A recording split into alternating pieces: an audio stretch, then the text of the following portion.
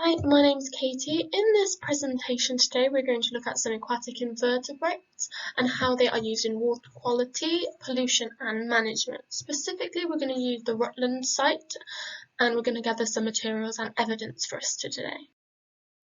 Rutland is located in Leicestershire with a big reservoir, 124 metres cubed of water, split into 8 lagoons. The main ones that we're looking at today is just here.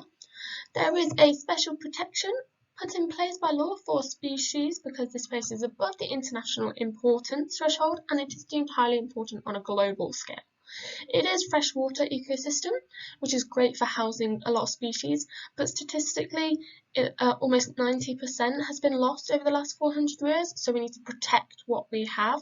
This is basically because of contamination from the agricultural runoff.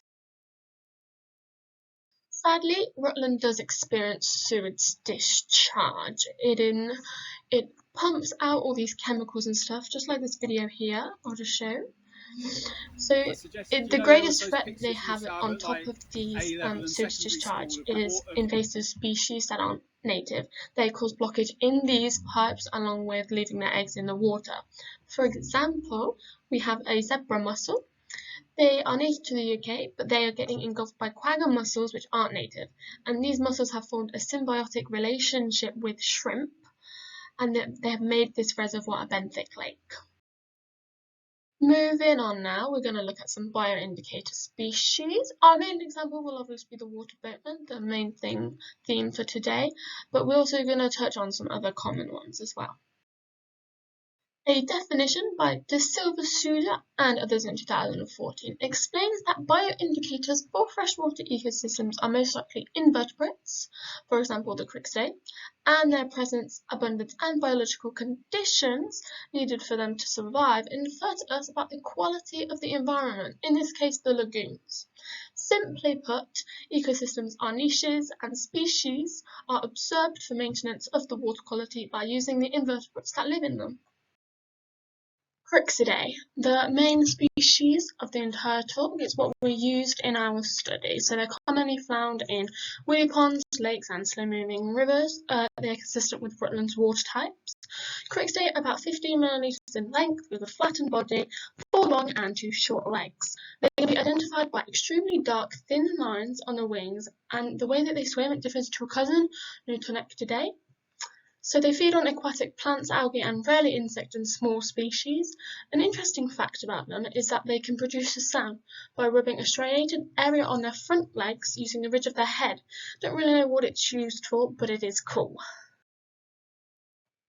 So the larvae of dancyfly are great bioindicator species. They are common residents for aquatic habitats and freshwater ones like lakes. Predators to invertebrates, such as tadpoles, these little guys, they use water for reproduction and their final molt signals when they need to leave. So the abundance of the larvae equals abundance of smaller invertebrate, which in turn indicates healthier waters. Now, the bottom right here, it shows a simplified reproductive cycle where it lays the egg on the plant, it will grow, and then as it molts, it will just fly off and find another mate.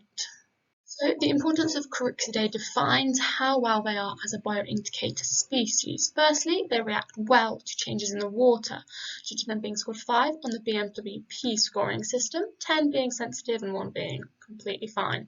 They're also one of the easiest species to recognise, and lastly, they have a tolerance to pollution, but only to a point, again basing this off of the BMWP score. So just going to cover the methodology quickly. So lagoons 3, 5 and the main reservoir were chosen. You pick a section of the lagoon, you sweat the water with a net just like this, back and forth motions for 3 minutes, and that is also repeated 3 times. Everything in this net would be put into a white plastic tray like this for analysis. You'd remove the bigger plants and use this material to help find the Crixidae easier. So microinvertebrates track pollutants and chemical elements in the water and are scoring based on the amount of oxygen depleted in the lagoons. As you know, Crixidae are a score of 5, but the BMWP scoring method is designed for rivers and not static waters. It could theoretically affect our results.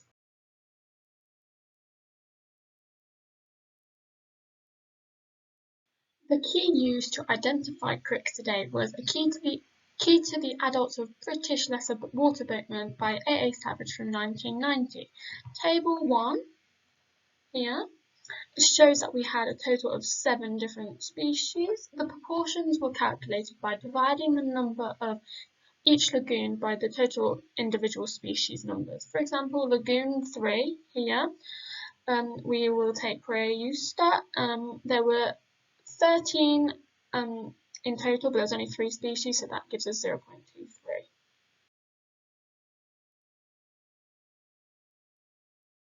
So we have all the different indexes here and the definitions. Looking at Shannon's index first, highlights that Lagoon 5 is most diverse. Shannon's index highlights that Lagoon 3 is the highest. Maybe the 3 species present were more rare than the others in Lagoon 5. Burge Parker, the result indicate again, Lagoon 3 has the highest percentage, meaning it could be slightly more important. This could be linked to the fact that they may contain the rare species as well. Even thus, this lagoon is Lagoon 3 again.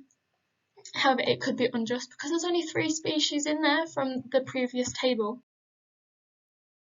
The data from the previous slides has been put into these bar graphs here, and these will show the results in a different way.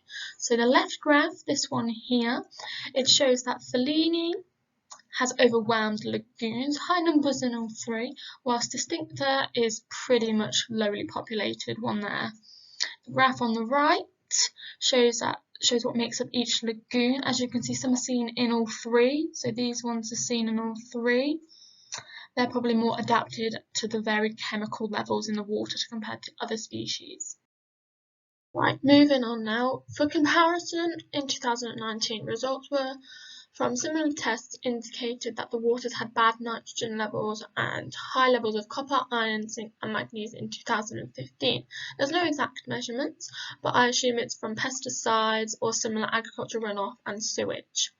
The website does have many positives, but they also do not achieve good levels in everything. So phytoplankton levels indicated poor nutrient and livestock management, and it clearly stated that they had a sewage issue based off those phosphorus levels. So based off these findings, it's clear to say that Lagoon 5 has the most diversity due to the high results from the Shannon Index, alongside the second chart showing it's the most species of Corixidae. Fellini is most popular with its high population in Lagoon 5 and the main reservoir.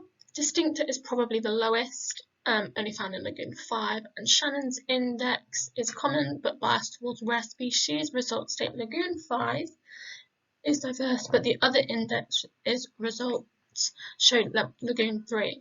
Comparative data doesn't provide enough to conclude whether the lagoons have gotten better. Right, going to look at some ethical considerations. Point 1, the ecosystem. You're tampering with the water and settling it whilst taking samples. The last thing you want to do is go and disturb the food chain or the nutrient cycle for these species along with the chemical balance. A slight change could kill a lot of species. And point 2, animal welfare. It is key that during the entire procedure of collecting the data there is no harm, suffering, disease and death. You want to minimise that, being careful with the net strokes, having separate nets for each lagoon, wearing protective gear and proper cleaning is important as well. Finally, point 3. Species within this lagoon are interconnected. Removing an individual or species can affect others or the entire body of water. It is crucial that the individuals are put back if kept live, and especially in the same place they came from. Just looking at some background evolution of the Corixidae now. So there's more than 600 extant species, most common being true bugs, but it is poorly understood through research. So Liu and others in 2021 used DNA to place Corixidae as sisters to Notonectidae and suggest they originated in the Triassic period 210 million years ago. Four-legged morphology is studied, noted to be variable depending on the swimming behaviours. It has evolved multiple times. So some changes that could improve our study can be grabbing extra data from all of the lagoons, seeing as there is 8 of them. It was easier to identify the species using females. Only part of the males were counted if possible. We really want to include all of them if we did another study. Because we lacked enough equipment, only one sweep could happen at a time. More people to go with the equipment means that we would have a shorter collection time. Finally, making note of other species we found could also relate to the water quality, just making our study maybe a bit better. We have reached the end now. I want to say a big thanks to Rutland Nature Reserve for allowing us to do this study on their land, and please go visit them when you have a chance. It is beautiful there. A link to their website is just here on the slide. There we go. And I do hope you have enjoyed.